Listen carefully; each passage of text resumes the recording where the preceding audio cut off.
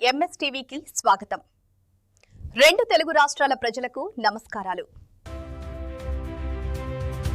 Welcome to MS media. ఈ రోజు Ramannapalem ZPH high school వచ్చాము. ఇది దేవరపల్లి మండలము, తూర్పుగోదావరి జిల్లా. ఇక్కడ హెచ్ఎం గారితో కొన్ని విషయాలు మాట్లాడదాం. నమస్తే మేడం, చెప్పండి మేడం, మీ స్కూల్ గురించి ఇన్ఫ్రాస్ట్రక్చర్ ఏ విధంగా ఉందో ఇంట్రడక్షన్ ఇవ్వగలుగుతారా? నమస్తే అండి, మేము జెడ్పీ హై స్కూల్ రామన్నపాలెం స్కూల్లో నేను ఎఫ్ఏసి హెచ్ఎంగా పనిచేస్తున్నాను. మా స్కూల్లో 122 మంది స్ట్రెంత్ ఉన్నారు. ప్రతి క్లాసు సెపరేట్గా 6th నుంచి 10th వరకు సెపరేట్ క్లాస్ రూమ్స్ ఉన్నాయి. అంతేకాకుండా మాకు ల్యాబ్ ఉన్నది. టీచర్స్ పిల్లల మధ్య ప్రత్యేక శ్రద్ధ తీసుకోవడం జరుగుతుంది. అదే బ్యాక్వర్డ్ స్టూడెంట్స్కి సెపరేట్గా క్లాసెస్ రన్ జరుగుతుంది. అంతేకాకుండా 10th క్లాస్ వాళ్ళకి ప్రైవేట్ క్లాసెస్ కింద మిషన్ మార్చ్ 2026 క్లాసెస్ కూడా జరగడం, క్లాసెస్ కూడా ప్రత్యేకంగా వాళ్ళకి తరగతులు తీసుకుని వాళ్ళకి ప్రత్యేక శ్రద్ధ తీసుకుని ఏ అయితే డౌట్గా ఉన్నదో ఆ విషయంలో ప్రత్యేక శ్రద్ధ కూడా తీసుకోవడం జరుగుతుంది.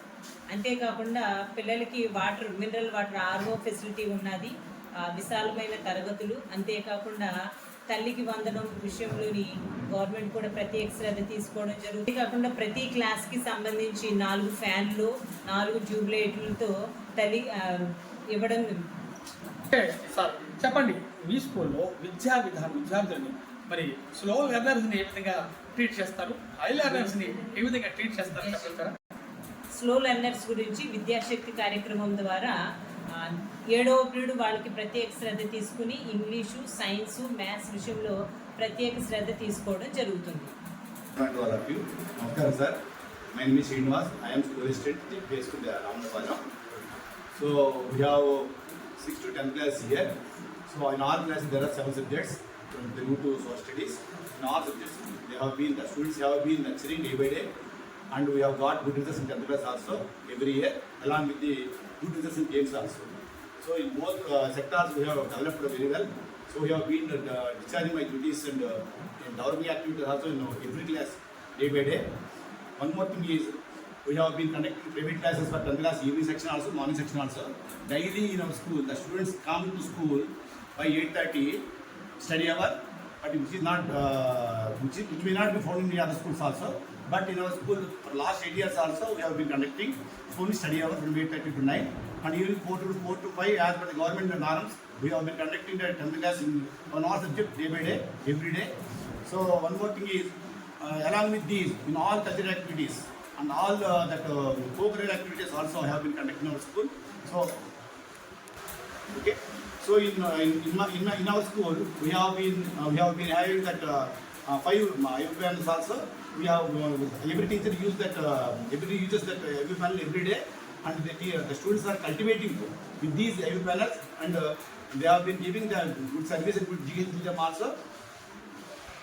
మీ స్కూల్లో మిడ్ డే మీల్స్ పిల్లలకి విద్యార్థులకి న్యూట్రిషన్ ఫుడ్ అందిస్తున్నారా? పిల్లలకి న్యూట్రిషనల్ ఫుడ్ వాల్యూస్ ఉన్నటువంటి ఫుడ్నే అందిస్తున్నారు. ముఖ్యంగా రాగి జావ అంటే రాగి పౌడర్తో పాటు దాంట్లో బెల్లం ఉండడం వల్ల పిల్లలకి ఐరన్ కంటెంట్ అండ్ కాల్షియం లోపించకుండా ఉండడం కోసం రాగి జావ ఇవ్వడం జరుగుతుంది. అంతేకాకుండా ప్రతిరోజు ఎగ్ అనేది సాటర్డే తప్పించి మిగిలిన అన్ని రోజులు కూడా పిల్లలకి ఎగ్ ఇవ్వడం జరుగుతుంది.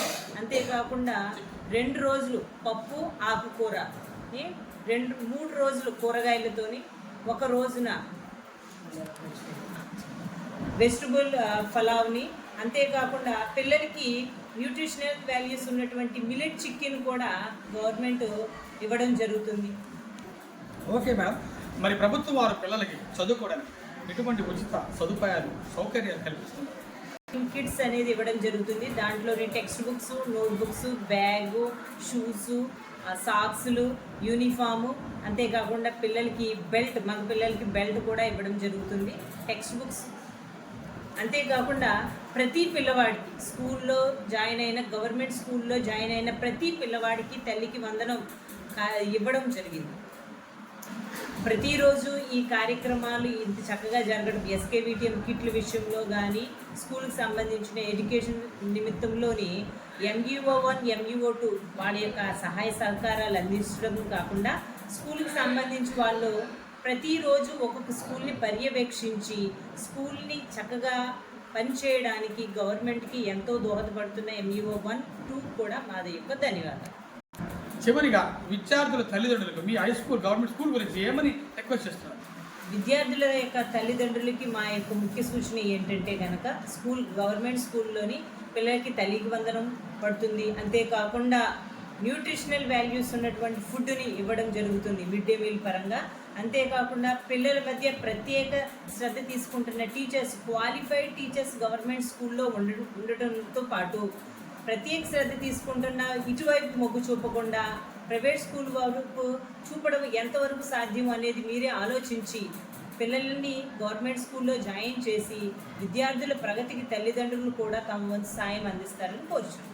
ఇప్పటి వరకు మరి హెచ్ఎం గారు చాలా చక్కగా వివరించారు. రామన్నపాలెం హెచ్ఎం గారు గవర్నమెంట్ స్కూల్స్లో అన్ని ఫెసిలిటీస్ ఉండగా మీరు ఎందుకని ప్రైవేట్ స్కూల్ వైపు వెళ్తున్నారని బాధపడుతున్నారు.